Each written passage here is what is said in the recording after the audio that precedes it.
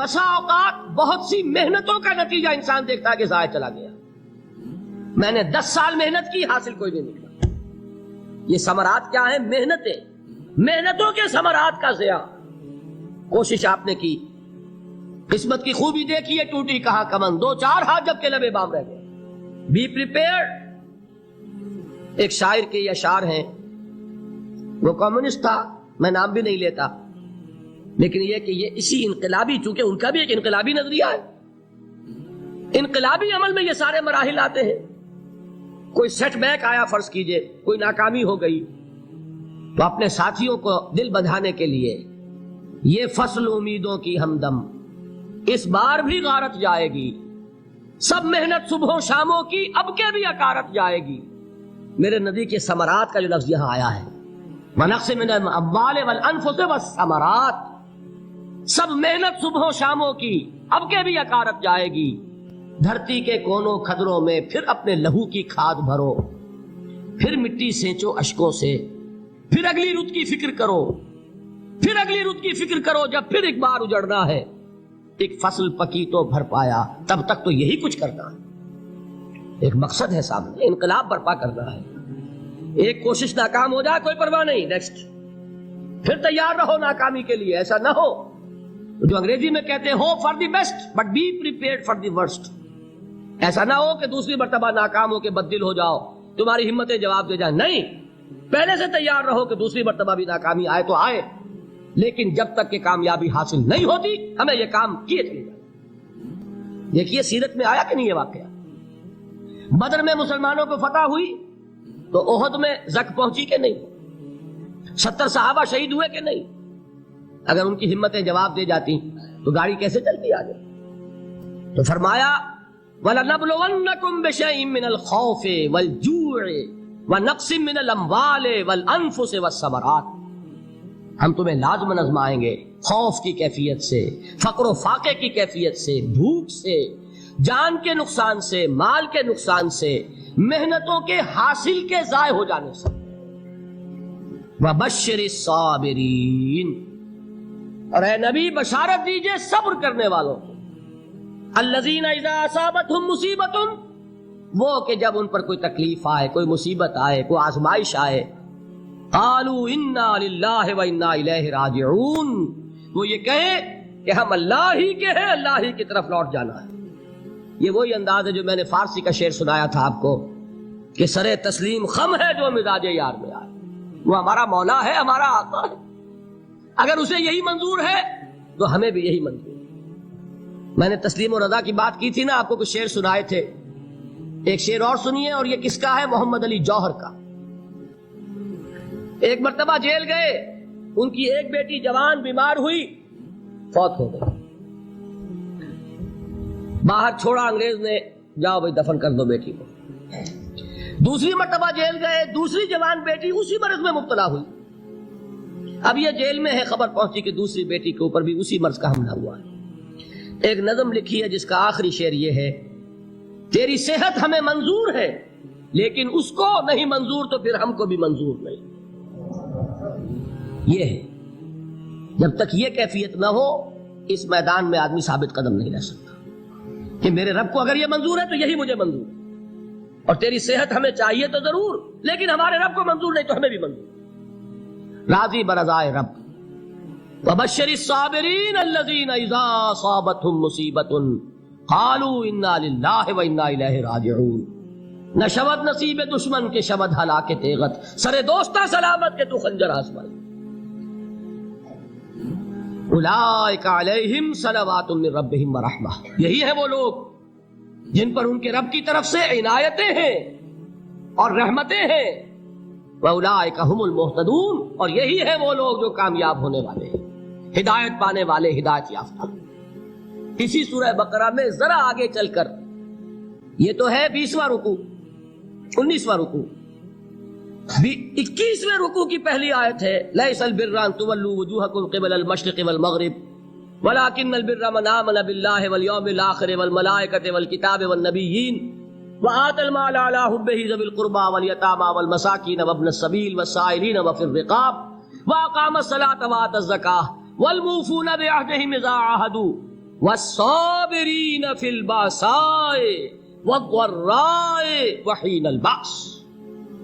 اب یہ آیت جو ہے سورۃ العصر میں جو مضامین آئے تھے سارے اس میں موجود ہیں. وہاں ایمان کا لفظ آیا، یہاں 5 ایمانیات کی تفصیل آ گئی، اعمال کی تفصیل آئی، اور آخری بات وہاں کیا ہے وتواصوا بالصبر، اور یہاں کیا ہے والصابرین فی البأساء والضراء وحین البأس. اور صبر کرنے والے، اصل نیکی ان کی ہے جو صبر کریں. کس میں؟ جنگ کے وقت. ذرائے، باسائے، باسا کہتے ہیں فقر اور فاقہ. واحد آئے گا باس تو اس کے معنی جنگ، اور باسا جمع میں آئے گا تو فاقہ، فقر، بھوک. اور ذرائے جسمانی تکلیف، ضرر، جسمانی تکلیفوں میں صبر کرنے والے، فقر اور فاقے میں صبر کرنے والے، اور جنگ کے وقت صبر کرنے والے. اولئک الذین صدقوا واولئک هم المتقون. یہ ہے وہ لوگ جو صبر کرنے والے ہیں، یہ ہے جو سچے ہیں، جو اپنے دعوے میں نیکی کے اور ایمان کے صادق ہیں، اور یہی وہ لوگ ہیں جو متقی. اگلی سورت ہے سورہ آل عمران، اس میں 2 لفظ آئے ہیں آخری آیت، یا ایھا الذین آمنوا اصبروا وصابروا ورابطوا واتقوا اللہ لعلکم تفلحون. دیکھیے یہاں صبر اور صابر جو تعلق جہد اور جہاد کا ہے وہی ہے صبر اور مصابرت. صبر ایک طرفہ عمل ہے، آپ جھیل رہے ہیں، برداشت کر رہے ہیں. صبر علی المعصیہ، صبر علی الطاعہ، صبر علی الابتلاء، یہ سب کیا ہے؟ صبر. اور مصابرت کیا ہے؟ صبر کا صبر سے مقابلہ. یہ سورہ آل عمران اب وقت نہیں ہے، میں آپ کو سناتا اللہ تعالیٰ نے کیسے کیسے مسلمانوں سے کہا، مسلمانوں تمہیں زک پہنچی ہے تو انہیں بھی تو پہنچی تھی. ان کے 70 نہیں مارے گئے تھے بدر میں؟ ان کے حوصلے جو ہیں وہ تو پست نہیں ہوئے، وہ اگلے سال آ گئے تم پر چڑھائی کر کے. تم کیوں اتنا برا مان رہے ہو؟ تمہارے دل اتنے زخمی کیوں ہو گئے؟ تمہیں تکلیف پہنچتی ہے تو انہیں بھی پہنچتی ہے. اپنی غیرت جو ہے ہمیں ذرا اس کا جائزہ لینا چاہیے. لوگ باطل نظریات کے لیے کتنی قربانیاں دے رہے ہیں، لوگ باطل چیزوں کے فروغ کے لیے کتنی محنتیں کر رہے ہیں. جیسا کہ میں نے ابھی کہا تھا، اسی غیرت کو چیلنج کرنے کے لیے، ذرا آپ کی حمیت دینی کو جوش دلانے کے لیے. قادیانی نوجوان کتنی تعداد میں اپنے آپ کو دین کے لیے وقف کرتا ہے، اور آپ کتنے نوجوان ہیں جو اپنے آپ کو دین کے لیے وقف کرتے ہیں، اور ہوں وہ کھاتے پیتے گھرانوں کے لوگ. یہ نہیں ہے کہ اگر کوئی اور کام نہیں کر سکتا تو پھر یہ ہے کہ وہ دین کے کام میں لگ جائے. باصلاحیت لوگ، کھاتے پیتے لوگ، ذہنی استعداد رکھنے والے لوگ، اونچے گھرانوں کے لوگ، وہ وقف کریں اپنے آپ کو دین کے لیے. اس کے بغیر کیسے باہر آ جائے گی، کیسے رونق آ جائے گی؟ تو دنیا میں باطل نظریات والے جو ہیں، یہ بات کہی گئی ہے، مسلمانوں تم اگر توحید کے لیے لڑ رہے ہو، دیکھتے نہیں ابو جہل کو، اس نے گردن کٹوائی ہے شرک کے لیے، شرک کے لیے گردن کٹوائے، اور تم توحید کے لیے گردن کٹوانے کو تیار نہ ہو. اس نے گردن کٹوائی کہ نہیں کٹوائی؟ اور کس طرح کٹوائی ہے؟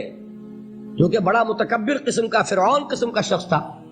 جب گردن کاٹنے لگے تو کہتا ہے ذرا نیچے سے کاٹنا، تاکہ جب تم نیزے کے اوپر چڑھاؤ میرے سر کو تو اونچا نظر آئے، معلوم ہو سردار کا سر. وہ بدبخت مرتے ہوئے بھی جو اس کی کیفیت تھی نا، اس کو ذہن میں رکھیے. تو یہ اس لوگوں نے قربانیاں دی، جانے دی. تو فرمایا اگر تم ان سے زیادہ قربانی نہیں دو گے، یہ نوٹ کر لیجئے اس کو، مجرد اگر حق کو غالب کرنا اللہ کے ذمے ہو تو آنے واحد میں غالب کر دے گا، تمہیں تکلیف ہی دینے کی ضرورت نہیں. سمجھ رہے؟ کیا اللہ کے مقابلے میں کوئی باطل کی طاقت ٹھہر سکتی ہے؟ یہ تمہارے ایمان کا امتحان ہے، یہ تمہارے خلوص کی آزمائش ہے، یہ تمہارے امتحان کا ثبوت درکار ہے کہ اللہ تعالیٰ دیکھنا چاہتا ہے تم اس کے لیے اپنی جانیں قربان کرنے کو تیار ہو کہ نہیں، تم اس کے لیے تن من دھن لگانے کو تیار ہو کہ نہیں. اور یہ جان لو کہ اگر کفار اور مشرکین اور ملحدین اور باطل نظریات والے وہ جو کچھ قربانیاں اپنے باطل نظریات کے لیے دے رہے ہیں، ان سے زیادہ اگر تم نہیں دو گے تو حق غالب نہیں ہوگا. انہوں نے جو صبر کیا ہے اپنے باطل نظریات پر، اگر تم اس سے زیادہ صبر کا ثبوت نہیں دو گے اپنے اس حق پر تو حق غالب نہیں ہوگا. اس لیے فرمایا یا ایھا الذین آمنوا اصبروا وصابروا.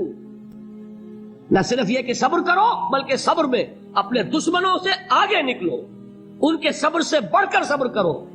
وَرَابِطُوا، مرابطہ کہتے ہیں چوکس رہنا، ہوشیار، پہرا دو، ایسا نہ ہو کہ دشمن جو ہے غفلت میں تمہارے اوپر کوئی حملہ جو ہے کر بیٹھے۔ وَاتَّقُوا اللَّهَ، اور اللہ کا تقوی اختیار کرو، لعلکم تفلحون، تاکہ تم فلاح پاؤ۔